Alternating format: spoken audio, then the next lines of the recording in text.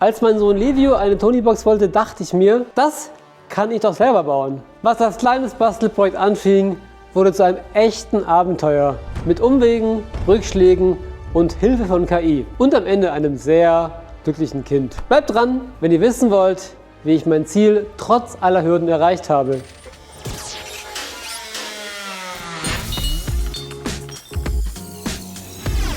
Bevor es losgeht, kurz vorweg, ich will hier kein Tonybox-Bashing betreiben. Die Tonybox ist ein tolles Produkt. Von Freunden habe ich sogar gehört, dass man die Figuren in manchen Bibliotheken ausleihen kann. Für mich war das aber trotzdem keine Option. Ich wollte einfach selbst das bauen. Also, jetzt aber zu meiner Alternative. Es gibt übrigens einige DIY-Lösungen da draußen, die unterschiedlich komplex sind. Ich habe mich aber für den Tonuino entschieden. Der Tonuino ist ein Open-Source-Projekt von einem Entwickler namens Thorsten Voss. Das Prinzip ist simpel. Ein kleiner Arduino Mikrocontroller, ein MP3-Player-Modul mit SD-Karte, ein RFID-Leser und ein Lautsprecher. Dazu kommen RFID-Karten oder Chips. Jede Karte wird mit einem Hörspiel oder Album verknüpft. Das Kind hält die Karte an die Box und die Musik spielt. Genauso einfach wie bei der Tonybox, nur eben selbst gebaut. Und der große Vorteil, alle MP3s liegen lokal auf einer SD-Karte. Keine Cloud und keine Abhängigkeit von einem Hersteller. Und eine RFID-Karte kostet nur wenige Cent statt 15 € pro Figur. Über die genauen Kosten meines Projektes kläre ich am Ende dieses Videos auf. Wenn ihr direkt dahin springen wollt, nutzt gerne die Sprungmarken in der Videobeschreibung. Aber jetzt zu meiner Umsetzung. Naiv wie ich bin, habe ich einfach auf MakerWorld nach Tonuino gesucht. Da gibt es natürlich einiges. Mir haben diese zwei Boxen gefallen. Einmal diese gelbe hier mit dem flachen RFID-Slot und dann die lilafarbene mit Display und dem senkrechten RFID-Slot. Also zum Karten reinstecken. Für die habe ich mich dann auch entschieden. Also Box gedruckt. Das waren insgesamt 8 Teile. Korpus, Deckel mit Verschraubung, Vorder- und Rückseite, RFID-Slot, Bodenplatte und eine kleine Karten- sowie Hardwarebox. Die Hardware war überschaubar. Ein Lautsprecher, Arcade-Taster, das Tonuino-Set von AZ Delivery und optional die Tonuino-Platine von Thorsten Voss. Dazu ein paar Einpressmuttern und Schrauben. Die habe ich gleich im Set gekauft, um meine Vorräte aufzufüllen. Das lohnt sich meistens mehr als Schrauben einzeln zu kaufen. Und so sah mein Bausatz dann aus. Ich habe erstmal angefangen, alles auszupacken. Erster Schritt war, die Tonuino-Platine zu verlöten. Hier teste ich übrigens ein paar Löttools und Hilfen aus dem 3D-Drucker. Lasst also schon mal ein Abo da, wenn ihr das Video nicht verpassen wollt. Sieht auf jeden Fall cool aus, wie der Rauch in der Absaugung verschwindet, statt in meiner Nase. Als die Platine dann fertig war, konnte ich den Arduino und den Soundchip einfach draufstecken. Das ist auf jeden Fall einfacher, als alles direkt auf den Arduino zu löten. Und dann habe ich angefangen, die Einpressmuttern mit dem Lötkolben in die Vorderseite zu pressen. Leider hat der Autor der Box auf MakerWorld nicht viel dazu geschrieben. Ein anderer Nutzer hat sogar auch schon um Hilfe gefragt. Also musste ich mir den Zusammenbau und die richtigen Positionen selbst herleiten. Aber wenn du dieses Video siehst, habe ich unter dem Modell bereits eine umfassende Aufbauanleitung kommentiert. Einfach, damit der nächste Nachbau einfacher hat. Das ist übrigens eine wichtige Regel im Internet. Etwas zurückgeben. Macht das bitte ab jetzt auch. Aber es war letztlich auch irgendwie cool, zu versuchen nachzuvollziehen, was sich der Autor Kai dabei gedacht hat. Da mein Werkeltisch direkt vor meinem Bürotisch steht, konnte ich mich einfach umdrehen und mir die Bilder anschauen. Ich habe dann fröhlich weiter mit den Einpressmuttern gemacht. Und ja, ich weiß, dass es extra Aufsätze für Lötkolben gibt, um Einpressmuttern gerade reinzupressen. Dieses Werkzeug besitze ich aber tatsächlich noch nicht. Einige Zeit später sah das dann schon ganz gut aus. Ich hatte fast alle Einpressmuttern in das gedruckte Gehäuse gepresst. Der nächste Schritt war dann die Montage der Box. Dafür habe ich M4 Linsenkopfschrauben benutzt, die ich noch hatte. Das Auspacken der Buttons war lästig, denn sie waren alle nochmal extra verpackt. Dafür war das Einstecken in das Gehäuse umso befriedigender. Hier musste ich das Modell von Kai echt loben. Es ist gut durchdacht und wenn man Kais Gedanken verstanden hat, macht der Aufbau wirklich Sinn. Der fertige Deckel mit Buttons sah dann so aus und ich habe mich weiter damit beschäftigt, den RFID-Reader zu montieren. Achtung, hier müssen M3 Einpressmuttern verwendet werden. Ich hatte zuerst M4 benutzt und dann gemerkt, dass die Löcher auf dem Chip nicht für M4 Schrauben geeignet sind. Und dann hieß es erstmal löten und Kabel produzieren. Mein Arbeitstisch sah mittlerweile auch wirklich wild aus. Überall lagen Sachen rum. Aber immerhin, meine Kiste mit dem Crimp-Zubehör sah gut aus. Wenn du wissen willst, wie ich diese Kisten gebaut habe, habe ich dir das Video hier oben in der Ecke oder in der Videobeschreibung verlinkt. Das Crimpen ist natürlich nicht notwendig. Ich hätte die Kabel auch einfach auf die Platine löten können. Aber ich habe irgendwie Lust gehabt, mir große Mühe zu geben. Kommt auch mal vor. Passiert bei mir manchmal. Ganz selten kommt das auch vor. Wahrscheinlich ist es auch so ein Effekt, den eher die Erstgeborenen erfahren. Oder, liebe Eltern, schreibt mal in die Kommentare, wie das mit dem zweiten Kind so ist. Hier habe ich dann noch alle Knöpfe mit Kabel versehen. Das war wirklich eine Heidenarbeit. Am Ende habe ich sogar alles mit Schrumpfschläuchen überzogen. Und dann war der Kipppunkt für mich erreicht. Denn ich habe festgestellt, dass das Modell von Kai gar nicht wirklich für den Tono-Ino geeignet ist. Das steht zwar auf Makerworld, aber Kai hat es dort auf Nachfrage von mir nur zur besseren Auffindbarkeit dorthin geschrieben. Das Modell hat nämlich ein kleines LED-Display mit 4 Ziffern und 6 statt 3 oder 5 Knöpfen. Wild! Ich habe da eine Nacht drüber geschlafen und entschieden, dass ich mich nicht unterkriegen lasse. Kai hat seine Software laut eigener Aussage selbst entwickelt und ich dachte mir, okay, dann passe ich halt die Tono-Ino Software an. Was auch sonst, oder? Ich meine, man hat ja auch sonst nichts zu tun. Immerhin ist es ja alles Open Source. Also habe ich den Deckel mit den Buttons notdürftig mit der Platine verdrahtet und meine KI-Tools geöffnet. Und die KI erstmal alle Fehler beheben lassen, die ein Compilen auf meinem Computer verhindert haben. Das hatte auch gut geklappt und ich hatte Tono-Ino erfolgreich auf meiner Hardware laufen. Aber ich hatte noch ein Problem. Die Software lief zwar, aber die RFID-Karten wurden nicht erkannt. Da ich wirklich nicht gut in Elektronik bin, habe ich mir von Google Gemini Hilfe geholt. Wir haben gemeinsam alles vermessen und dann tatsächlich eine kalte Lösstelle am RFID-Chip gefunden. Also ich und die KI. Das ist verrückt, oder?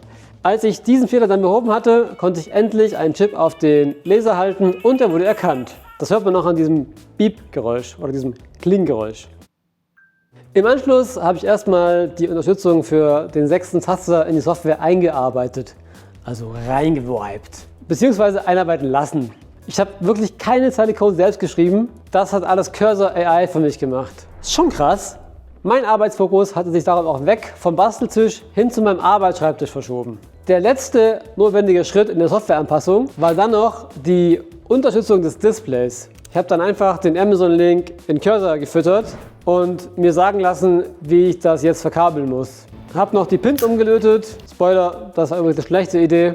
Und dann letztlich die Unterstützung für das Display in die Software implementieren lassen. Das war echt krass, wie schnell das alles ging. Ich habe geschrieben, was ich wollte. Cursor hat das dann mehr oder weniger gut implementiert. Und ich konnte sofort testen. Für mich war dann erstmal Feierabend und ich habe ein paar Tage später weitergemacht. Der Zusammenbau der Box stand an und ich musste noch irgendwie das LED-Display in den Deckel bekommen. Das war dann auch etwas fummelig, aber irgendwie auch befriedigend. Irgendwann musste ich dann nur noch rausfinden, wie genau ich das Gehäuse von Kai auch geschlossen bekomme, was dann aber nach ein paar schwer erreichbaren Schrauben und dem Ab- und wieder Anlöten der Lautsprecherkabel einen guten Fortschritt hatte. Hier ein kleiner Zwischenstand. Sieht echt vielversprechend aus.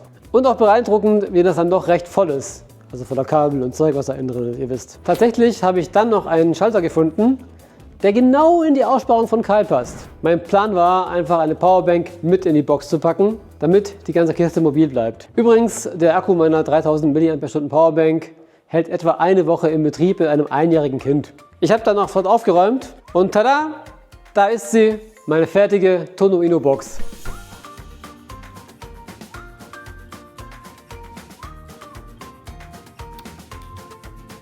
Ich finde, das sah schon richtig gut aus. Für das LED-Display habe ich dann tatsächlich noch ein Cover gedruckt, denn mein Sohn hat das Konzept von Zahlen sowieso noch nicht verinnerlicht.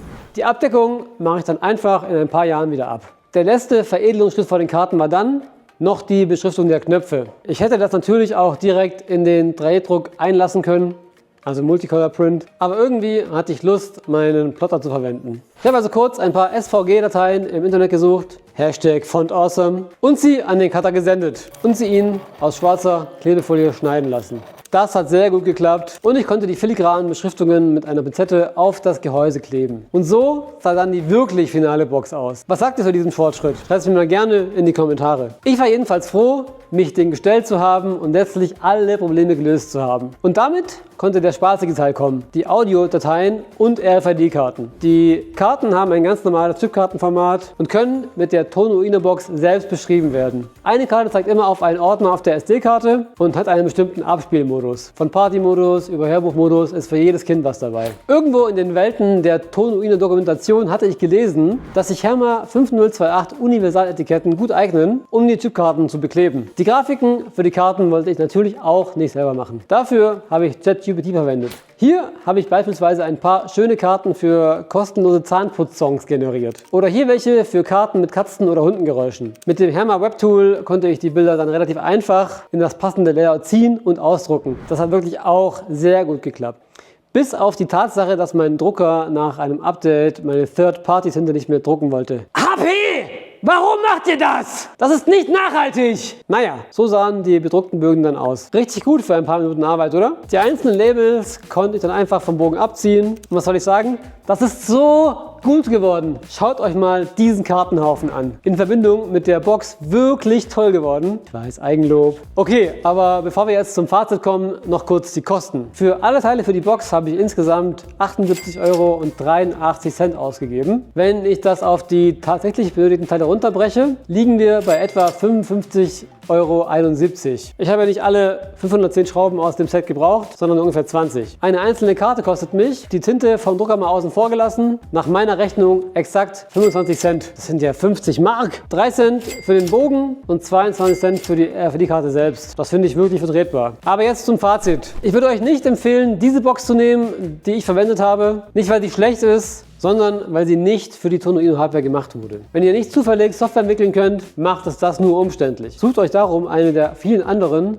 wirklich mit Tono-Ino kompatiblen Boxen. Und macht euch vor dem Start des Baus wirklich schlau, ob das alles passen wird. Tono-Ino ist aus meiner Sicht eine sehr gute Plattform. Der Code ist klasse und man merkt, dass die Erfahrungen von vielen Eltern mit Kindern in das Projekt geflossen sind. Dass beliebige MP3-Dateien auf die SD-Karte gespielt werden können, schafft unendliche Freiheit. Und es ist einfach, die Inhalte mit der Zeit zu ändern. Die Community von Tono-Ino ist groß und es gibt sehr viel Dokumentation, vor allem im Forum. Einziges Manko für mich war, dass es gefühlt keinen richtigen Startpunkt gab. Oder ich habe mich einfach dumm angestellt. Aber für mich waren Informationen teilweise veraltet, über mehrere verschiedene Tono-Ino-Webseiten verteilt. Und erst im Forum wird man dann irgendwann durch Zufall und langes Lesen fündig. Die Beiträge der Community sind aber meistens sehr aufwendig geschrieben und sehr hilfreich. Ich hatte großen Spaß bei diesem Projekt und danke insbesondere Thorsten Voss für dieses gesamte Projekt und die ganze Idee. Und natürlich auch Kai von Makerworld für die Veröffentlichung seines Gehäuses. Wirklich cool. Ich habe viel gelernt und es ist mir eine Freude, meinen Sohn fast täglich mit der Box spielen zu sehen.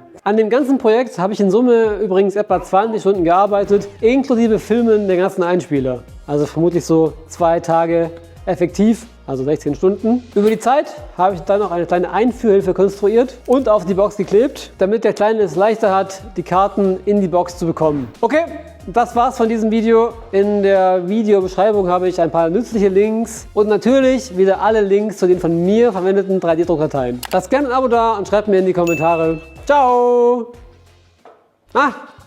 Du bist immer noch da? Hier noch ein kleiner Fun-Fact. Weil mir das Beschreiben der RFID-Karten so aufwendig war, habe ich mir eine Anwendung für meinen Flipper Zero generiert, mit der ich neue Karten sehr viel schneller beschreiben kann. Sie erlaubt es, direkt auf dem Flipper Zero die Kartennummern und den Abspielmodus zu wählen und die Karten dann zu beschreiben. Um auch mit großen Mengen an Karten klarzukommen, gibt es sogar einen Rapid Write-Modus. Die Flipper Zero App habe ich natürlich auch kostenlos veröffentlicht. Sie sollte bald im Flipper Zero Store verfügbar sein. Okay, das war's jetzt wirklich mit diesem Video. Ciao und viel Spaß beim Nachbauen.